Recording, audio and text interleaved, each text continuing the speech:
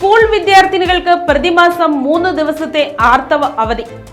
UDF സർക്കാരിന്റെ ആദ്യ നയപ്രഖ്യാപനത്തിൽ സുപ്രധാന തീരുമാനം. കേരളത്തിലെ പുതിയ കോൺഗ്രസ് നേതൃത്വത്തിലുള്ള UDF സർക്കാർ സ്കൂൾ വിദ്യാർത്ഥിനികൾക്ക് പ്രതിമാസം 3 ദിവസം വരെ ആർത്തവ അവധി നൽകാനുള്ള നിർദ്ദേശം മുന്നോട്ട് വെച്ചു. സ്ത്രീ ശിശു ക്ഷേമത്തിന് ഊന്നൽ നൽകുന്ന വിപുലമായ ഒരു ക്ഷേമ പദ്ധതിയുടെ ഭാഗമായാണ് ഈ പ്രഖ്യാപനം.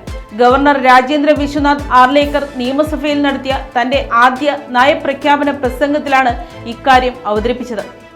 മുഖ്യമന്ത്രി VD സതീശന്റെ നേതൃത്വത്തിലുള്ള സർക്കാരിന്റെ ആദ്യ നയപ്രഖ്യാപനത്തിൽ വിദ്യാഭ്യാസ സ്ഥാപനങ്ങളും പൊതു ഇടങ്ങളും സ്ത്രീകൾക്കും പെൺകുട്ടികൾക്കും കൂടുതൽ അനുകൂലവും സൗഹൃദപരവുമാക്കുക എന്ന ലക്ഷ്യത്തോടെയുള്ള ആർത്തവ അന്തസ് എന്ന വിശാല പദ്ധതിയുടെ ഭാഗമായാണ് ഈ നിർദ്ദേശം ഉൾപ്പെടുത്തിയിരിക്കുന്നത്. നയപ്രഖ്യാപനം അനുസരിച്ച് സ്കൂൾ വിദ്യാർത്ഥിനികൾക്ക് എല്ലാ മാസവും 3 ദിവസം വരെ ആർത്തവാവധിക്ക് അർഹതയുണ്ടാവും. അവധിയെടുക്കുന്ന വിദ്യാർത്ഥിനികൾ പഠനത്തിൽ പിന്നോക്കം പോകാതിരിക്കാൻ പ്രത്യേക വാരാന്ത്യ പരിഹാര ക്ലാസുകൾ സംഘടിപ്പിക്കും. രാജ്യത്തെ ഏറ്റവും സ്ത്രീ സൗഹൃദ സംസ്ഥാനമായി കേരളത്തെ മാറ്റുമെന്നും സർക്കാർ പ്രഖ്യാപിച്ചു. ഇതിന്റെ ഭാഗമായി തൊഴിലിടങ്ങളിൽ സ്ത്രീകൾക്ക് തുല്യ വേതനം ഉറപ്പാക്കാനുള്ള നടപടികൾ, അസംഘടിത മേഖലയിൽ ജോലി ചെയ്യുന്ന സ്ത്രീകൾക്ക് പ്രത്യേക ക്ഷേമ ആനുകൂല്യങ്ങൾ, ഔപചാരിക തൊഴിൽ മേഖലയ്ക്ക് പുറത്തുള്ള വനിതാ തൊഴിലാളികൾക്ക് 6 മാസത്തെ പ്രസവാവധി എന്നിവയും നയപ്രഖ്യാപനത്തിൽ ഉറപ്പു നൽകി. പ്രധാന പട്ടണങ്ങളിലെല്ലാം പൊതു ശൗചാലയ സൗകര്യങ്ങൾ ഏർപ്പെടുത്താനും സ്ത്രീകൾക്ക് സാനിറ്ററി നാപ്കിനുകൾ, പാദരക്ഷകൾ ഉൾപ്പെടെയുള്ള അവശ്യ വസ്തുക്കളുടെ ലഭ്യത ഉറപ്പാക്കാനും സർക്കാർ പദ്ധതിയിടുന്നുണ്ട്.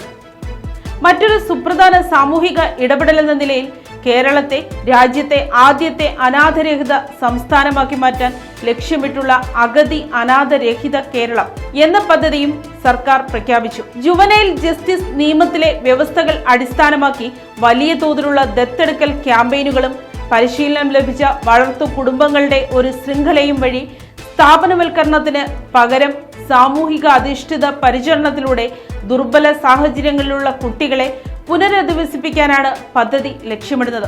ഇതോടൊപ്പം പ്രസവ ആനുകൂല്യ നിയമത്തിന് കീഴിലുള്ള ശിശുപരിചരണ ചട്ടങ്ങൾ കർശനമായി നടപ്പിലാക്കാനും നയപ്രഖ്യാപനം നിർദ്ദേശിച്ചു.